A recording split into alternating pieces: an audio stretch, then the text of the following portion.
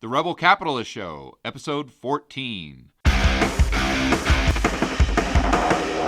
guys. It gives me a great deal of pleasure to bring someone back to the Rebel Capitalist Show, a really good buddy of mine, and he is the host of the best macro podcast out there. It's MacroVoices, Erik Townsend. Welcome back to the Rebel Capitalist Show. Wow, George, I love the introduction. Don't know if I deserve it, but I'll take it. All right. So for my viewers or my listeners who aren't familiar with your backstory, can you fill us in on that really quick? Sure. I was a software entrepreneur in the 90s, sold my company in 98, tried to be retired. That never works when you try to retire in your 30s. So I quickly got bored, reinvented myself as a full-time global macro trader, and then went on to run a hedge fund for about 5 years. And the style of investing that I pursue is kind of the Jim Rogers style of trying to understand the world around me and events in the world and translate that to what it will mean for financial markets. So I really feel compelled to be very, very clear. I am not an epidemiologist. I am not a doctor. I'm not a scientist. I do not have any qualifications to make me an expert on viral epidemics or anything. What I do have is about 13 years of experience reading the work of experts and trying to quickly come up to speed on new subjects and translate them into their market and economic impacts and risk factors. So I'm trying to learn as much as I possibly can about viral epidemics, but it is new subject matter to me, and I do not profess to be an expert. Yeah, but you did interview Dr. Chris Martenson the other day, didn't you? Yes, I did. Chris is a super guy, and he has produced a whole bunch of videos, which I definitely recommend. His YouTube channel is called Peak Prosperity, and he is a PhD in pathology from Duke University. He's very well qualified to understand this subject matter, and he's been a source of much of the information. I'm also, just to give listeners a few other resources, some other people that I'm following: Dr. Erik Ding, D-R-E-R-I-C-D-I-N-G, on Twitter, is a Harvard University epidemiologist who has been very prolific in tweeting about this and explaining a lot of the concepts. He's an important guy to follow. Dr. John Campbell in the UK, and that's spelled like Campbell, C-A-M-P-B-E-L-L, also has a YouTube channel. I don't know exactly what his PhD is in, but it's obvious that he has a lot of professional experience in the study of this field. He's produced a bunch of very detailed YouTube videos. Then on the finance side of this, there's a bunch of people that are paying close attention to it. One is Jim Bianco at Bianco Research. That's Bianco Research on Twitter. Another guy is Mike Shedlock, call sign Mish. Mish has done a bunch of tweeting about this and written some articles. And also Dr. Ben Hunt, who is Epsilon Theory on Twitter, just published an article about this and the release of information associated with it. So there's a whole bunch of people that are following this, and I think it's a very, very important story. Okay, so let's dive into it a little deeper. I know that the media is telling us that it's no worse than a seasonal flu. It's got a lower death rate than SARS. It's kind of contained to China. But I know you and Dr. Martenson and a lot of other experts out there, people that have been studying extensively, disagree with that. Do you want to give us some insight on your views and what you've learned through your research?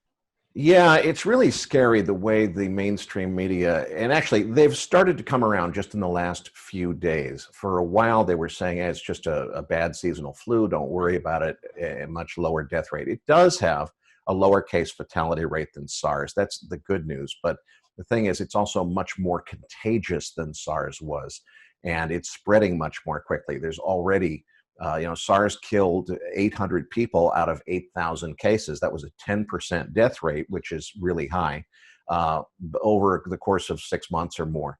This thing has already killed more than 1,100 people, or maybe the figure is 1,000 and something. It's just under 1,100 people. In how long has it been going? Well, it's only been a thing that people have been following for the last 3 or 4 weeks. Different experts think it may have started as early as the beginning of November in China when it started spreading. Nobody's really sure of that. But, it's already killed more people than SARS. And it has the potential to be much, much bigger. I have been describing this as the most mispriced risk since subprime mortgages, and maybe even bigger than that. I'm not sure. Now, I want to be super duper clear, George, because people have been misinterpreting what I'm saying. I'm not predicting that there's necessarily going to be a global pandemic that sweeps the globe and, millions and millions of people are affected by this. What I am telling you is that is a very real possibility, and the market is not discounting that possibility at all. The way the market is discounting this is, okay, it probably won't be as bad as SARS. People were saying it's just a seasonal flu. It looks like maybe the case count is peaking in China. We can come back to that later and get into a little bit more detail on that. What is possible here, and to give you an idea, there was one guy, Professor Gabriel Lung, who is the chair of public health and medicine at Hong Kong University. He said this morning that there is the potential, and again, I don't think he made a prediction that this would happen. He's saying, what's the worst case risk? 60 to 80% of the population of the entire planet could contract this infection if the transmissivity statistics and other things that we're monitoring turn out to be as bad as some indications suggest that they could be. Even if you assume a 1% case fatality rate instead of 10% for SARS, that would still yield 51 million people around the world dying from this thing. The market is not even beginning to remotely discount any possibility of something on that scale happening. Now, again, I cannot be emphatic enough. I'm not saying that's what's going to happen. What I'm saying is there's very real science that says that is a possibility depending on how this goes. And we can talk about what some of the factors are as we get into this interview that are going to determine that. But the real point is the market is not, and I should correct myself, the actual death toll is 1,018 as of this morning. I think I said 1,100 a minute ago. My apologies.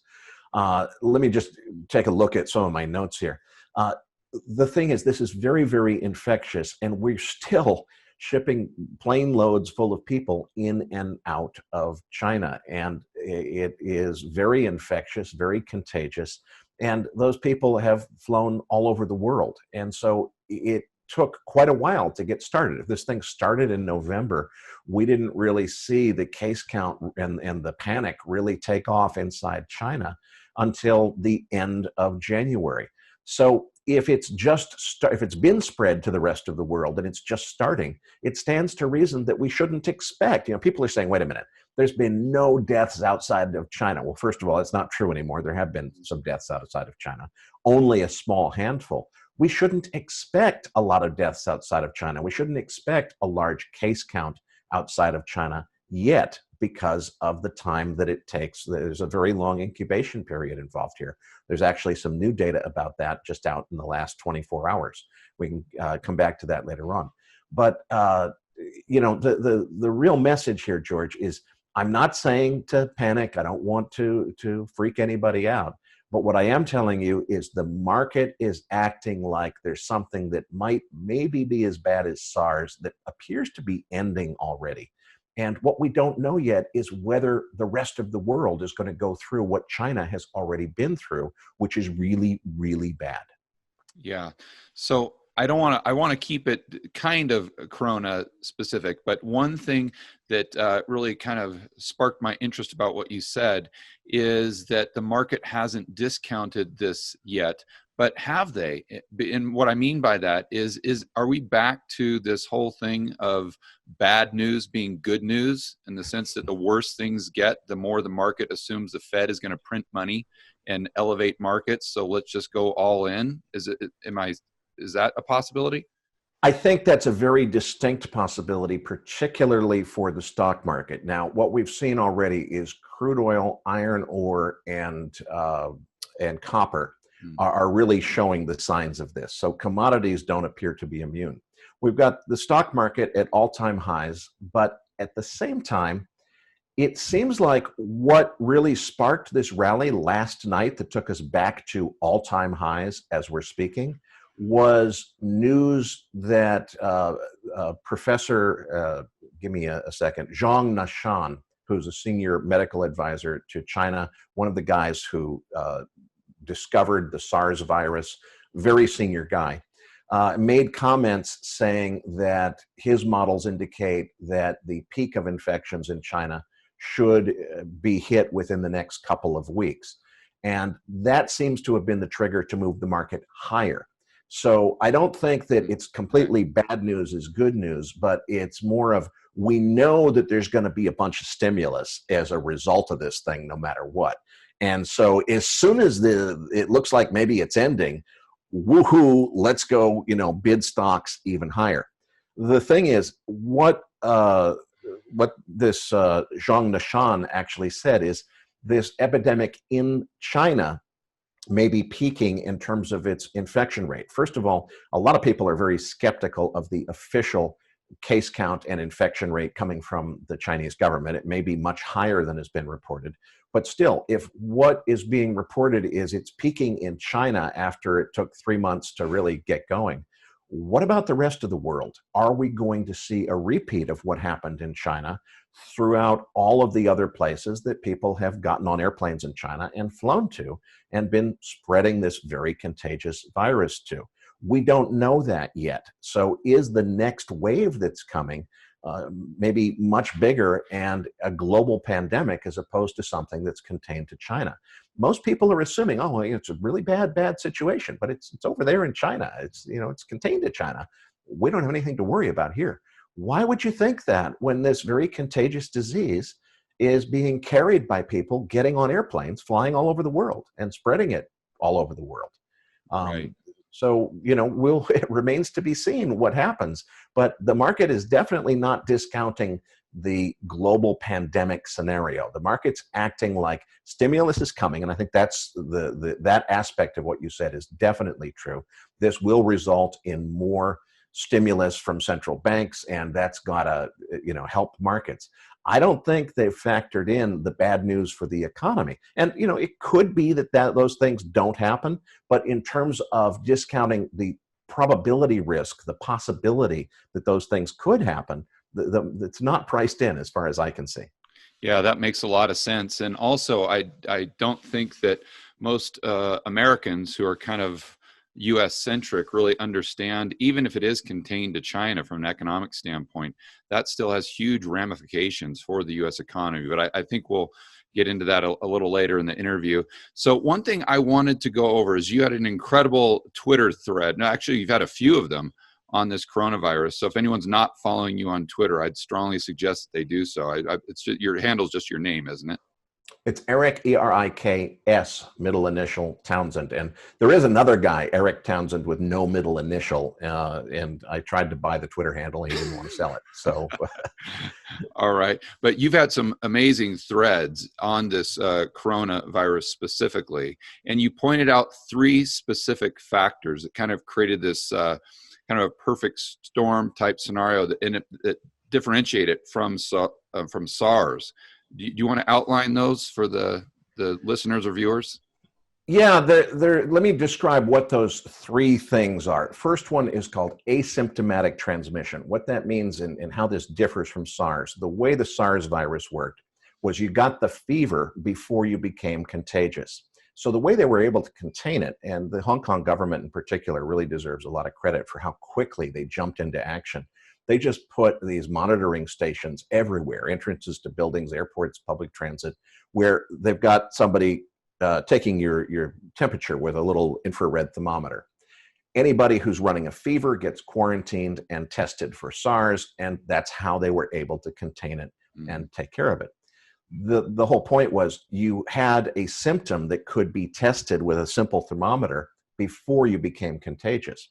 Now, with this virus, it has asymptomatic transmission, which means people who have contracted the virus, they've been infected with it, they don't get sick right away. And at first it was thought 5 days, for as long as 5 days, you could be infected and contagious and spreading the virus to other people even before you realize that you're sick, and even before you start to run a fever yourself.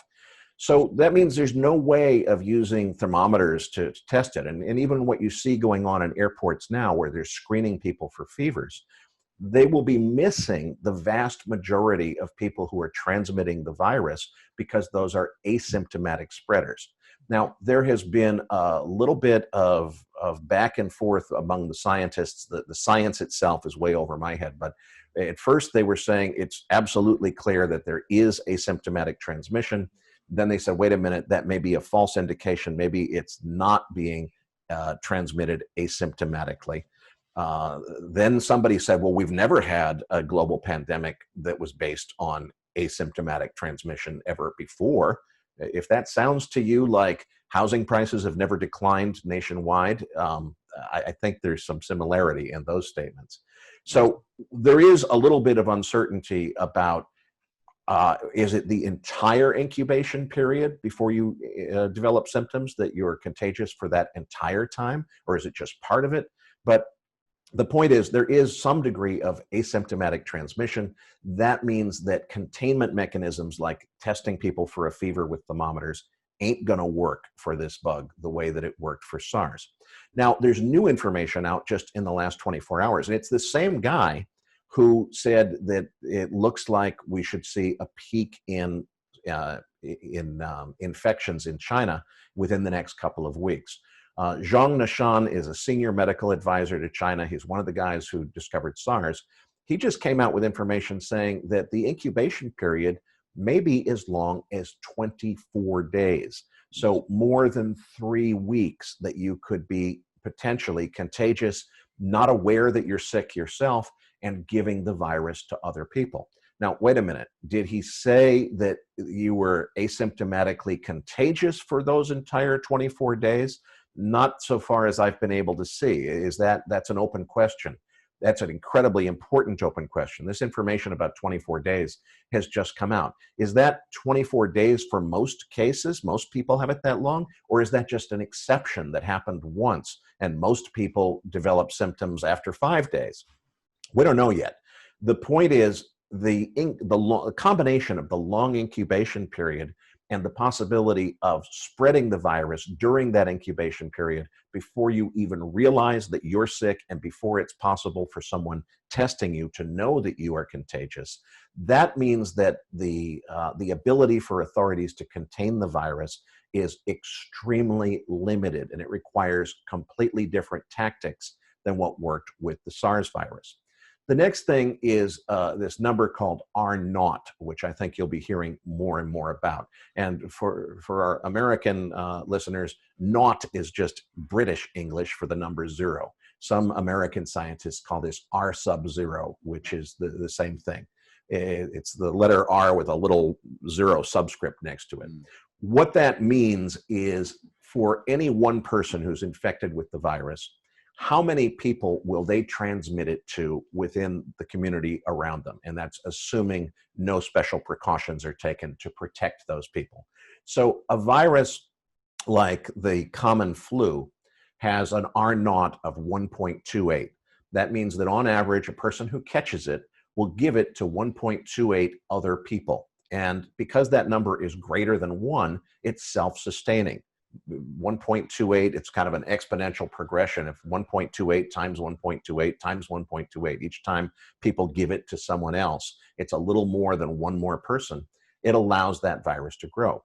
When you get to an R0 of 2 people, all of a sudden you're into a geometric progression. So an R0 of 2.0 means one person gives it to 2 people. Those 2 people give it to 4 people.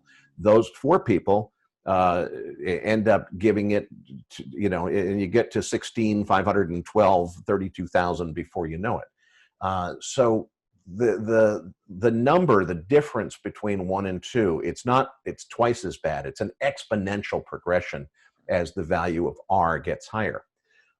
We thought at first that this virus might be similar to SARS or the common flu had an R naught of 1.28. SARS was about a 2.0. There has been a research paper which we can come back to in a couple of minutes, because it has some very important other conclusions. It says that the R naught for this virus could be as high as 4 or higher. That is just freaky, scary high number. So that's number 2. First thing is asymptomatic transmission makes it impossible to contain it. Next thing is high R naught value means that this is very, very contagious, much more contagious than the common flu.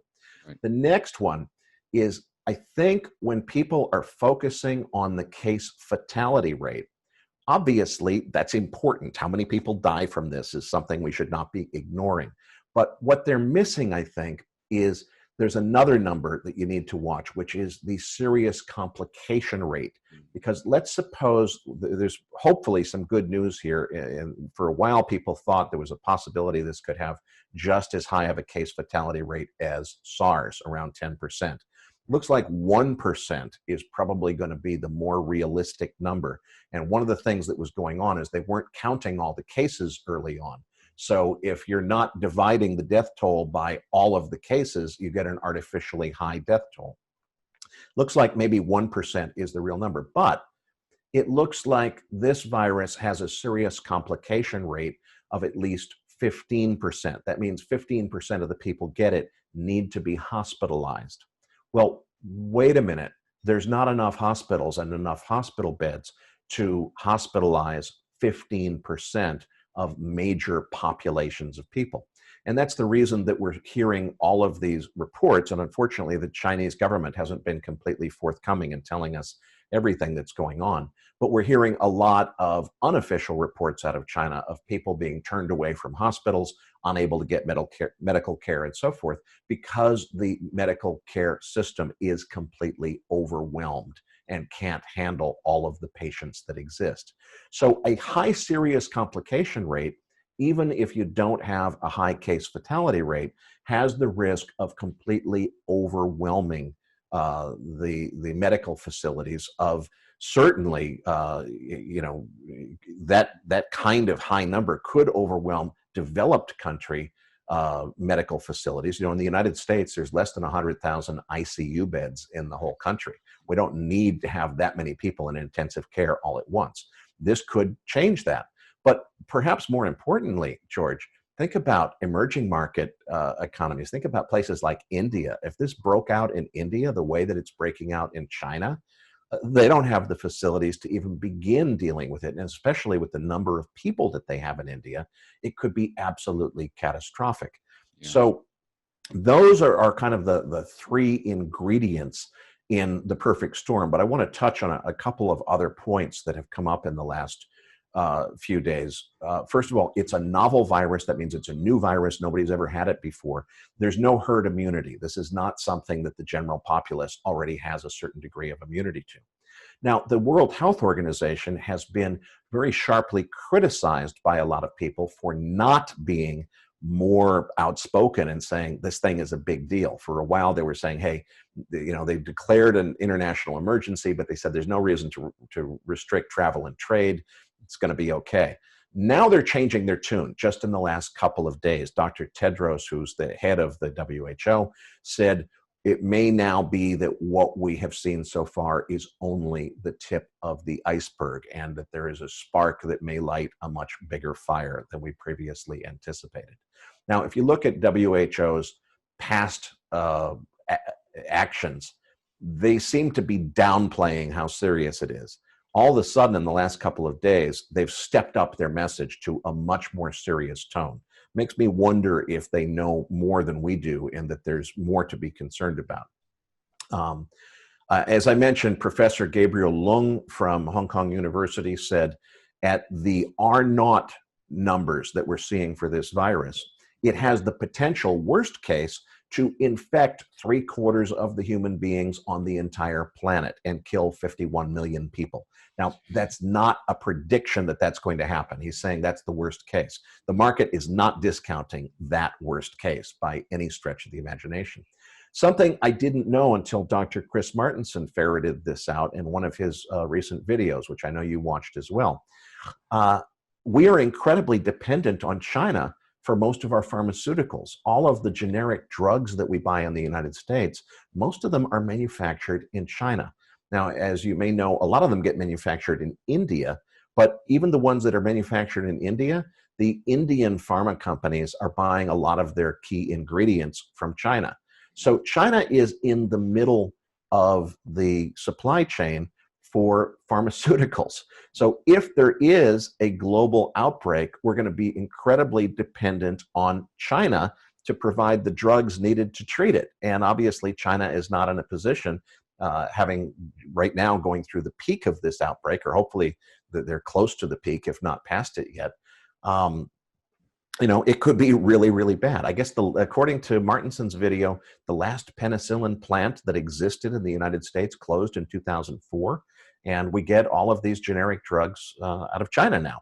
So this has the potential of being really big. And the big question at this point is, does it move to not just China and become a global pandemic? And we don't know that yet. Yeah, well, I mean, that would be my next question. I'm sure that's the question on everybody's mind is just what's the probability of this being a global pandemic? And I mean, do we have any guesstimation on that? And if so, what's the level of confidence? I don't know if I haven't heard Dr. Martenson say anything about that. I don't know if you've found anything in your research that would give us some insight on that. Well, the one place I would disagree with what you said is you said that's the question that's on everybody's mind. I don't think that question is on everybody's mind yet. It very much should be, and I hope that this video will help to get it on people's mind. And again, I'm not predicting that there's any certain outcome that there's going to be a global pandemic. I'm saying it's a very realistic risk that we should think about and take seriously. Very few people are taking the global pandemic risk seriously. So first of all, the 24-day incubation period is maybe scary as hell. But wait a minute, we don't know if there's asymptomatic transmission for the full 24 days. We don't know what percentage of patients would have such a long incubation period, if that's the exception or the rule. So we need to find out more about that. We don't know yet. A little bit more about R0 and transmissivity. These things change over time, and the virus can mutate, and that changes how much it can be transmitted, the R0. It also changes the case fatality rate. One of the things that people are saying about case fatality rates is, we'll look, SARS had the 11% case fatality rate, and this thing's only 1 or 2%, so it's a completely different animal. Well, that may be true, but SARS had a 3% case fatality rate early on, about the same time as where we are now in its development as an epidemic. And that case fatality rate went up over time as they figured out how to count all the deaths and so on and so forth. So we don't know exactly what the R0 value is. Most people seem to be assuming it's between 2.5 and 4.0. Anything above 2 is really scary in terms of how contagious it is. But the asymptomatic transmission, where it's very contagious and you've got no way of containing it because the thermometer checks and so forth don't work, that's really scary. Now, there's a little bit of good news here. At one point, the case growth rate inside of China was an incredibly steep exponential progression. It was about 40% per day increase in case count. That case count growth has peaked and rolled over, and it's getting smaller now. We're each subsequent day, we're not seeing 40% more. We're seeing lower numbers of cases added than the day before. Wait a minute, hold on. We've also gotten data out of China that says they're running out of test kits. Well, the reason that the case count is rolling over is because they don't have the ability to, we got as far as 4,000 additional cases per day was kind of the peak. They don't have any more than 4,000 to 6,000 test kits per day. And so there's no way that they can go any higher than that in terms of what they're testing for. There are a lot of reports out of China that people en masse are being turned away from hospitals and unable to get care. It's come out in social media. So it may be that the case count is still growing exponentially and they're just not able to report it yet. But in any case, at one point, it was growing as much as 40% per day in China. Now, a couple of people, particularly Jim Bianco at Bianco Research, are tracking and charting the ex-China growth rate. And so far, it hasn't gone over 10% per day. Now, still, 10% per day is a really pretty aggressive growth rate for anything. But in compared to what the numbers were inside of China, it seems like it's not as high so far. So maybe that was a false indication, maybe the way that they were misreporting some data. Perhaps the Chinese government didn't tell us the truth at first and eventually fessed up and disclosed a whole bunch of cases all at once that made the rate of growth look bigger than it was. I don't know. In any event, so far we're seeing about a 10% daily growth rate in case count outside of China. The people are focusing now mostly, what's got media attention is the lower case fatality rate. And yes, that's really important. I certainly don't want to diminish the importance of that. But we need to think about what it would take to overwhelm the medical facilities of entire countries. And that is a pandemic that spreads and infects a lot of people and has a high serious complication rate, regardless of what the case fatality rate is. So we should be looking at this in terms of the serious complication rate, which appears to be about 15%, not just the case fatality rate, which appears to be about 1%. So I think that the world's not really looking at all of the right numbers quite yet. Yeah. And I also want to point out on that note that it's not just George and Erik here with our tinfoil hats and our bunker on Skype. You actually had one of your viewers, correct me if I'm wrong, who's a nurse, an ICU nurse, that emailed you saying, yeah, Erik, you're hitting the nail on the head there with that assessment, and that there's only maybe 90,000 beds in the United States, and that's the real problem here. Yeah, and the point that she was making, and she does this. She said, look, what everybody's saying is, oh, look at that. It's a horrible, horrible humanitarian tragedy in China. Of course, it could never happen here because we've got the American medical system. Right. And what she said to me, she says, look, I'm the American medical system. I work in the ICU. And it is absolutely true that we have incredible, incredible things that we can do here. We can give amazingly, amazingly good care to this tiny, tiny little percentage of the population who needs ICU care at any one moment in time.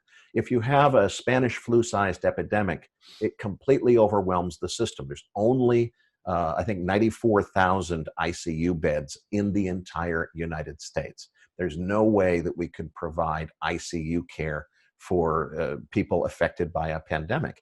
And I think that we do have better medical capabilities than China or India because we don't have as many people competing for a smaller number of hospitals. But still, it could completely overwhelm the system, and it has to be taken very seriously. Yeah. So through your research and just kind of drawing your own conclusions to this, have you found any parts of the story that we could consider good news? I know you touched on a few earlier. Do you have any more to add to that? There is some good news here, not a whole lot. First of all, per Zhang, I'm probably mispronouncing his name. Apologies, Dr. Zhang. The epidemic may be peaking in the next couple of months in China. Now, first of all, Dr. Zhang is a senior advisor to the Chinese government. It is conceivable that the Chinese government is pressuring him to say that. We've seen them pressure other people. With one of the big things that's come out of this was there was a doctor in Wuhan who tried to warn people on January 2nd, hey, we've got a really serious problem. This could go epidemic. And he was arrested, detained, and punished for spreading rumors because that's just the way things happen in China. So when Professor Zhang says it may be peaking or is about to peak, is that really what he honestly thinks? I sure hope so. He has said that before, and it turned out not to be true yet. So I wonder if he's being pressured to say that, but hopefully it's almost reached its peak in China. Hasn't really started to even get going yet anywhere else. And what everybody's saying is, well, look, there's been very, very little outside of China. So what are you worried about? It seems to be contained in China. Think about that incubation period, maybe being as long as 24 days. It's being spread all around the world. We wouldn't expect it to really take off the way it took off in China quite yet. So it's really, I think we'll know over the next month or so. Curiously, and this is maybe good news for the West, it's not good news for Asia.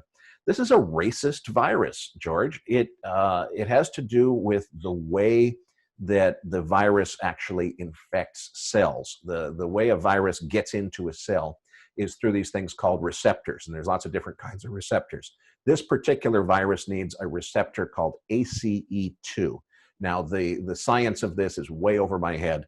All I know is, for some reason, people of Asian descent have more of these ACE2 receptors than other people do. That makes them more susceptible. And this is a theory. It hasn't really been confirmed yet. But there is at least a theory that this virus is something that Asian people are much more susceptible to than Caucasians and other races. Now, we don't know that for certain yet. And if we did know it for certain, we don't know how much more susceptible they are. So is the fact that this racist virus only picks on Asian people going to save the West and it's not going to be a problem for the rest of us? Or does it just mean it won't be, it'll only be 90% as bad as it was in China? I have no idea. I don't think anybody does yet, but that's something to watch. There's also a major question on a lot of people's minds, which is the weather. One of the things that's believed about the SARS outbreak in 2003 was that spring weather, warmer temperatures, the virus, when it's on surfaces, can live longer on a surface. And so if somebody touches an elevator button or something and you touch the elevator button again, how long can it last between people touching it before the virus dies? The answer is it gets much shorter as the temperature goes up. And it's believed that one of the things that really helped to contain and end the SARS outbreak was spring weather. Well, it's no surprise that this happened in China during the winter months, during flu season. By the time it really gets going in the rest of the world, we'll be into, at least northern hemisphere, spring and summer. So is spring weather going to save us? It sounds good. It certainly is something to hope for. But wait a minute. Look at where the outbreak is starting to grow outside of China now. It's still very small case counts, but if you look at the rate of change in case counts, how quickly it's growing, Thailand, Indonesia, and Philippines are kind of leading the way, according to Jim Bianco. Well, wait a minute. Those are places that are, 80-degree Fahrenheit temperatures this time of year. So it's growing there. We don't know whether or not weather is going to play a role in saving the day or not. We probably ought to watch carefully the growth rate in places like Australia. It's summer there, and places that have warm weather like Philippines and Thailand, and see what happens. The ex-China fatality trajectory, or I should say the rate of growth of both cases and fatalities has been lower outside of China so far. At one point, the numbers reported from Hubei were growing at 40% per day.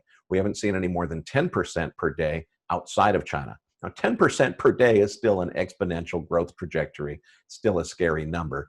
It grows very, very quickly, but it's not as bad as it appears to have been at one point in China. It is very clear from the officially reported data that it appears that the case count in China has already peaked. But again, there's a lot of reports that are contesting that, saying, wait a minute, the reason it's peaked is basically because medical facilities are overwhelmed. They don't have enough test kits to report any more cases than they already are reporting, and that people are being turned away in droves, not able to get any medical care when they're sick. So we don't really know what the number is. So that's as much good news as I've got. Right. Okay. Now, I know you emailed me prior to the interview, and you're talking about a report that came out January 29th, I believe, by the Chinese Academy of Sciences, something like that. And you said that might shed some light on where we're going in the future. You want to expand on that? Yeah, I think this report is very, very important. It is not yet peer reviewed. A lot of scientists tend to discount anything that hasn't been through the peer review process. Remember, the facts are evolving very, very quickly here. We've got to go with the latest information available. It was written by published scientists who have been published in peer-reviewed journals before. So it's credible scientists that are writing this stuff. China Academy of Sciences was the lead author. There were several other authors in the study. You can find it online. The really, really scary part is they reported that they believe that the R0 value, that's the transmissivity index, how contagious it is, could be as high as 4.08. That is just super scary in terms, and particularly when you couple that incredibly high contagiousness with asymptomatic transmission, which makes it impossible to contain the outbreak using tests like thermometer checks of fevers and so forth. Right. They went on to say that it appeared to them to have a similar case fatality rate to SARS, much higher than people were thinking. Now, very quickly, Dr. Erik Ding, who's an epidemiologist at Harvard University, posted a Twitter thread on this, and he said, look, I've looked at this report very carefully. Their analysis of R0 being at 4, which is super scary, looks really solid. It looks to me like they got it right, and this is a really scary number. But he said, discount that case fatality rate of 6.5% that they reported. The science is over my head. Dr. Ding went off around and talked about the various reasons he disagreed with their approach. He said he didn't really agree with the way they came to that conclusion. And it seems like the data that we've seen since this came out tends to corroborate Dr. Ding's initial reaction, which is believe the R0 value of 4.08, but don't believe the case fatality rate of 6.5%. The critical thing to understand, though, is the combination of super high R0 of over 4 with the inability to contain this through just using a thermometer test because of asymptomatic transmission. What the study concluded is the only way to contain R0 is to control the incubation period and to isolate people so they don't come into contact with other people. This report, when it came out on January 29th, was the light bulb for me. It was like, wait a minute. Nobody could understand why the number of fatalities that was reported in China at that point was less than 500, I think, as of the 29th. The number of cases reported was in the thousands, but not high thousands. It was relatively low. Why the heck are they locking down entire cities in China? Shutting down, I mean, China cares a lot about their industrial production, their exports. Why would they be shutting down factories, shuttering businesses, shutting down the economy, closing down entire cities, and putting them on lockdown? This report explains it exactly. And, they had this information, obviously. These people all work for the Chinese government, so the government knew this information before the report was published. This explains that the only way to contain this and to get the R0 from 4 down to 1, which is where you need it to be to contain an outbreak, is to put people in complete isolation. And Dr. Chris Martenson got completely ridiculed for a video he produced because he said, look, people, this explains, number one, he put up a picture of just dead, no traffic on a major street in Shanghai or someplace. He says, this is the explanation for why these lockdowns are happening in China.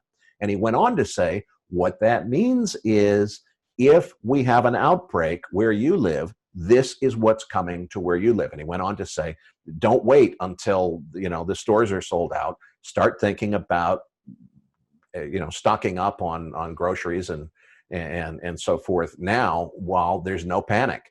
And that caused him to be ridiculed. I think Bloomberg published an article ridiculing him, calling him, a conspiracy theorist or something. Wikipedia deleted his Wikipedia page and so forth. So, this guy's a PhD in pathology from Duke University. What he's saying is, look, read the report and look at its conclusions. Finally, China's actions are explained. Why the heck, over a relatively small number of deaths, would they be locking down entire cities? Because their best scientists have figured out the only way you can contain an R0 of 4 when it has asymptomatic transmission and no way to use thermometer tests is to just isolate people so they don't come into contact with one another for the full incubation period, which at that time in this report was thought to be about 4 or 5 days. Now, since then, this other very reputable guy, Dr. Zhang Hassan, I believe, Nashan, Dr. Zhang Nashan, has said something about a 24-day incubation period. Is that just an exception case? Could that be all the time? Do we need to think about the period of lockdown being extended dramatically because of that 24-day finding? We don't know yet. The news is just coming out in the last couple of days. But I think that report from Chinese Academy of Scientists was the first time that we had an explanation for China's actions. Why are they locking down entire cities in reaction to something which, according to their statistics, had so far only killed a few hundred people? Now, of course, there's conspiracy bloggers all over the internet saying they're hiding the facts. There's really 50,000 people dead already in China, and they're concealing it. Look, I have no idea of knowing if that kind of thing is true. But it certainly would explain why, based on a low reported fatality number, they were taking such extreme and draconian actions. And, that's a characteristic. Now, do these aspects of this virus, does that apply just to Asian people because of ACE2 receptors? Or is that what we should expect the entire world to go through if the outbreak spreads globally, as I fear that it could? We don't know yet. But again, my point is, I'm not predicting anything. I'm saying markets are not discounting these possibilities, which are all very realistic possibilities. Yeah. And then taking it back to the macro really quick, I think we should point out that China is doing this in the very worst possible time for them from a macro standpoint. A lot of people that look at this say, oh, well, that's just China. They're authoritarian. That's how they operate. That's their MO. But you don't realize you're right in the middle of a trade war, and there's a lot of things. And correct if I'm wrong, but they're very short of dollars as well. So there's a lot of macro things that would point to the fact that this is just the worst timing. And if anything at all, they would be less draconian than normal, because of the ramifications to their exports or everything else that's going on. And I know you know a lot more about that than I do. Do you have any thoughts on that? Well, I couldn't agree with you more. I think that, as you said, George, Asian and Chinese culture particularly is a little bit different than what Americans are used to. We really, really cherish individual rights. And a lot of what the US Constitution is about is saying that the rights of just one individual outweigh everything else. You can't, these are inalienable rights that you cannot take away from somebody no matter what. The Asian mindset is different from that. And it's not just governments. A lot of people in society don't agree with that philosophy. They think, wait a minute, what systems in society should be set up to do is to take care of the greater good, take care of the whole. And if that means that the rights of a few individuals have to be sacrificed in order to make the best choice for society as a whole, so be it. So I think that China is, it's true, more open to draconian measures that impose on the individual rights and liberties of human beings than other governments are. That's true. But they also, quite frankly, value their economy. I would go so far as to say almost more than they value humanity. You know, they do not want to shut down this growth machine of Chinese commerce. And the fact that they are doing that now, it started over the Lunar New Year holiday, where a lot of production was shut down anyway. The Chinese New Year is a bigger deal than any other holiday. It's like Christmas in the United States, but it's an even bigger deal than Christmas in the United States. A lot of things were shut down so that workers could go home to their families.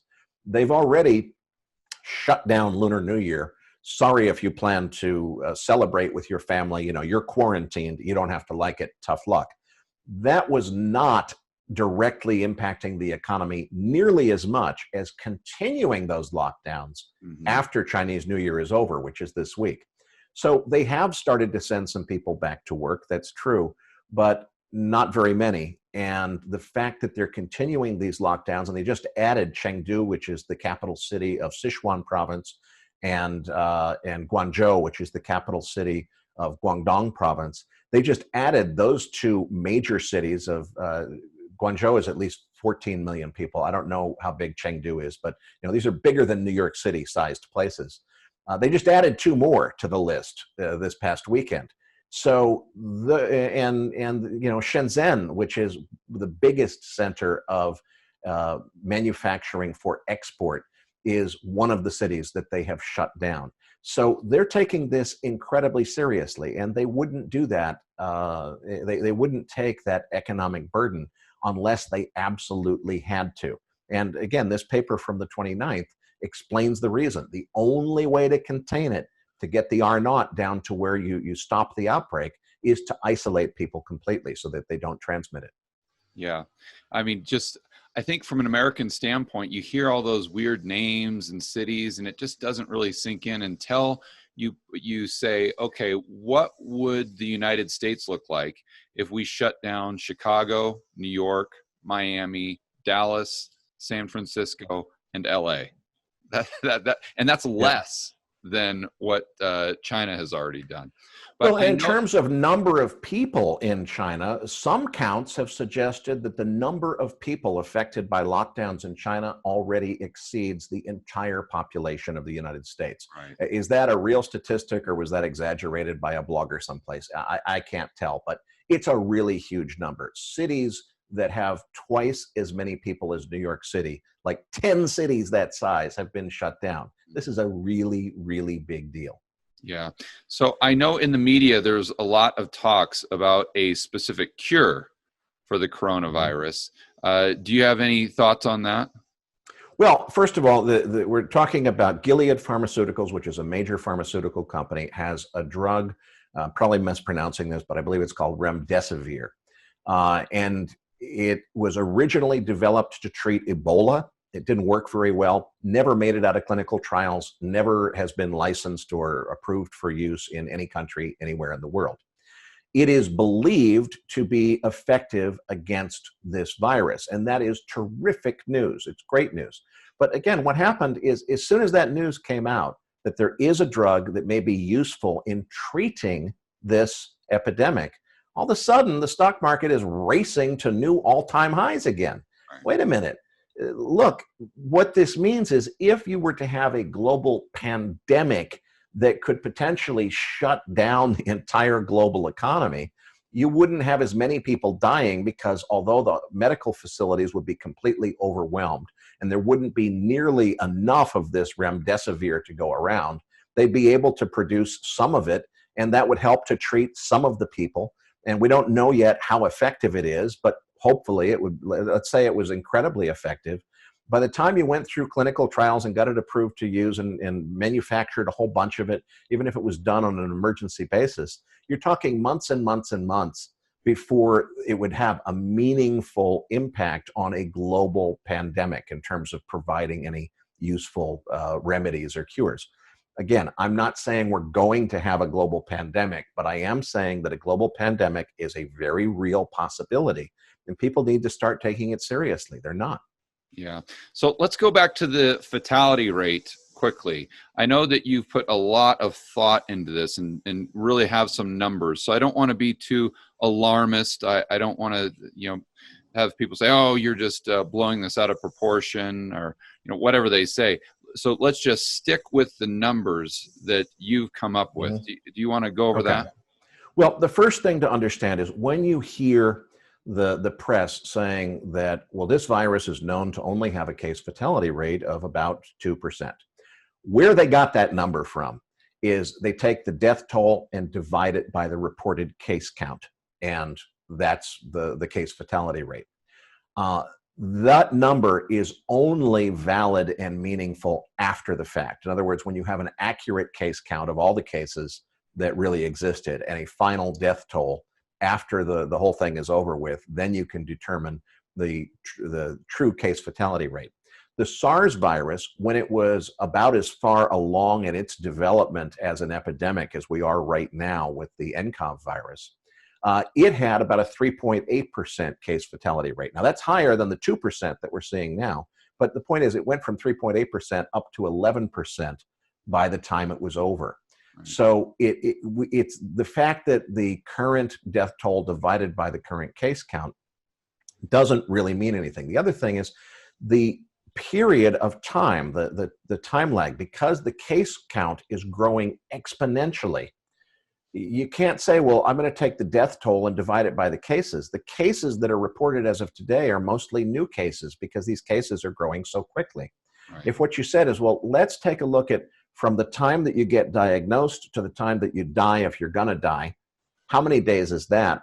Divide the current death toll by whatever the case count was X number of days ago. If you do it that way, you can get numbers as high as 11% for this current virus.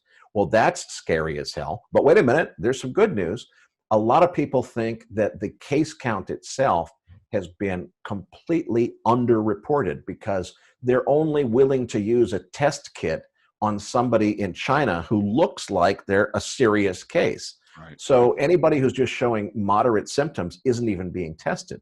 If you take all of those cases that occur and say, well, let's estimate that there's a much, much higher case count than what's actually been reported, because this thing is so incredibly contagious with the high R0 value, maybe there's 10 times as many infected people as been reported. And if there's the same death toll, well, that would mean that instead of being a 10% fatality rate, it's a 1% fatality rate. So and of course, the other side of that is if the death toll, there's some reports out of China saying that people are just being sent for cremation and if they were never tested before they died, they don't get counted as dying of this virus. It's just unknown cause of death and it doesn't get counted. And there have been supposedly many, many people sent to crematoriums in the last several days or in the last several weeks. If their death toll is much higher than reported, then that would tend to move the number in the other direction. The real point is we don't know the case fatality rate. What we do know from several different independent sources is it looks like there's reason to believe that two things will be true about this virus compared to SARS. One is it's likely that the case fatality rate is probably lower than SARS was. How much lower, we don't know. But it looks like this will be much more contagious because of asymptomatic transmission, making it hard to contain it. A lot more people are going to get it. So already it's killed many more people, 1,018 people as of this morning compared to 800 total in the SARS epidemic. We don't know if that 1,000 number is really higher. Some people say it is. And we don't know what's going to happen outside China yet. And the fact that nothing of significance has happened outside China yet is not reason to conclude that it won't. It's too soon to know that yet. And particularly with this new data saying that the incubation period could be as long as 24 days. It could be a month before we see whether or not this turns into a global pandemic. So we don't know what's going to happen. If it starts to go pandemic around the world, it's going to be a really, really big deal. Right. And you also emailed me that German story about the virus living on actual surfaces for, I think it was up to 12 days. So, I mean, how does that play into this? Well, yeah, the report, and again, it is credible scientists. You know, this report was not peer reviewed because of the timing, but it's written by people who are have been previously published in peer reviewed journals. They're credible guys. I don't know exactly what that report said. I haven't seen the report myself. One said 5 days, one said 12 days. I'm not sure who's right. Maybe they were talking about different temperatures. I know that with the SARS virus, there was a huge difference in terms of how long the virus could last on surfaces. So somebody touches an elevator button, handle to a door, grab handle on public transportation, you know, one of the things you hang on to on the bus. How long can the virus live on that? It's not minutes or seconds, it's days. And that, I think, is the important conclusion from the German study. What's that number of days? Is it 5 days? Is it 12 days? I've heard both of those statistics. I'm guessing that that's a range based on temperature, but that's speculation on my part. I don't know exactly what it says. I haven't read that study myself.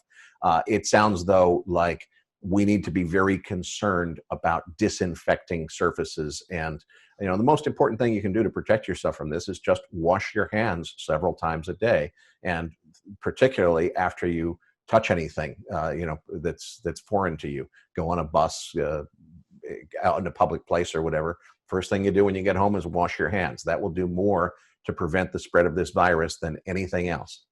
Yeah. And I know that I was watching another one of Dr. Martenson's videos, and he talked about the virus now potentially being airborne, like an aerosol, and spreading Yep. that way. So have you done any research on that? Well, it was actually that video that clarified it for me, something I had not understood. Everybody's been talking about how this virus spreads, and it's in droplets. Somebody sneezes within about 6 feet of where you're standing. The little droplets of moisture that come out of their mouth may contain the virus. If you breathe that in, you've got it. So wearing masks and trying to, they call it social distancing, trying to avoid being within 6 feet of other people, strangers, wherever possible, particularly if they appear to be sick at all. Those are the things that you do to protect yourself from this. But what I didn't understand is droplet infection and aerosol infection are two completely different things. If you remember the Dustin Hoffman movie with Morgan Freeman with the virus, and there's this one, you know, pivotal scene in the movie where he's like, oh my God, it's mutated, it's airborne. Well, what they're now saying in the last couple of days about this virus is that it can be spread through aerosol, not just droplets. And I didn't understand what's the difference between droplet and aerosol. It means if you cough, it's not just people within 6 feet of you. It's now that virus is in the air, and the air conditioning system could take it to a completely different part of the building that you're in. And somebody who's breathing the air that comes out of the AC vent over their head could get something that came from a person that was, you know, hundreds of feet away from them in a different room. Yeah. So it's a different mechanism, and they call it airborne or aerosol transmission. It's only in the last, I'd say 72 hours that the news has come out confirming that this can be transmitted. So it's incredibly transmissive. It's very, very contagious. It can spread. And the thing is, what a lot of people are saying is, look, you guys, Erik, George, you must be totally nuts. Open your eyes. There's barely any deaths outside of China. It's not, you know, hospitals are not being overwhelmed around the world. What are you talking about? You guys are crazy. This is only in China. Okay, it's super contagious, and it's super contagious when the person who's transmitting it and the person who's getting it don't feel any symptoms. How do you know that you don't already have it and the people around you don't already have it unless you've been tested? You don't know that. And people have been flying for months now in and out of China to all other parts of the world. And this came just before Lunar New Year, which is when Chinese people go and see their family. So if your family lives in, you know, Acapulco and you're Chinese from Wuhan, the time you would go travel outside of China to visit with family is going to be Lunar New Year, when everybody has time off. It's like time off for Christmas. Mm-hmm. So it is, and 5 million people left the city of Wuhan before Lunar New Year. Most of them to go visit with family, some of them because they heard there was going to be some kind of lockdown and they got afraid and fled. But there's been people traveling all over the place. There's no reason that we should expect the rest of the world to start experiencing pandemic conditions yet. And what really got my attention is the World Health Organization, after repeatedly being criticized by experts who thought that they were just downplaying this too much. All of a sudden, in the last 72 hours, Dr. Tedros, who previously just couldn't stop talking about how, hey, there's no reason for concern, we don't want to stoke fear and panic. Now he's changed his tune and he's saying it could be that this is just the tip of the iceberg. Those are his words, not mine. This could be the spark that starts a fire that's much bigger than we previously thought. That's paraphrased from memory, but that's approximately what Dr. Tedros, head of the WHO, said in the last 48 hours. So all of a sudden, the WHO is changing their tune. And I think that, to me, is a sign that we may be about to get more bad news.